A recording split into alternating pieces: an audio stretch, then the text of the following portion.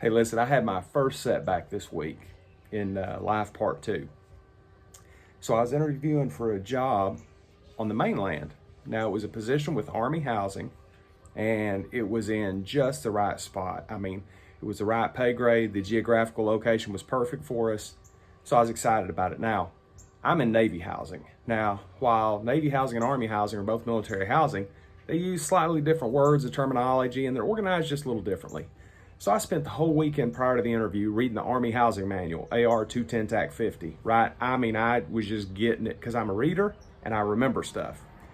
So when the day of the interview comes along, the gentleman interviewing me said, "Hey, I'm going to keep this real informal. I'm just going to ask you some questions. We're going to have a conversation about housing." I said, "No problem. I'm going to dazzle this guy with my knowledge."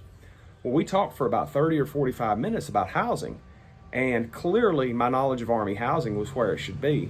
But you know what? I didn't get the job.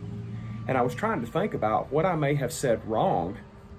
And at the end of the day, I said nothing wrong. I just didn't say anything right. See, what I failed to do was I failed to sell myself to that guy. So really that interview just became like two colleagues talking about work.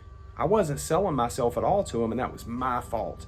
So listen, as you go out there and get ready for interviews, hey, it's really important to research the company and understand what you're getting into, but it's even more important to sell you. Because listen, if you're not selling, they're not buying. Hey, Semper Fidelis, talk to you around the bend.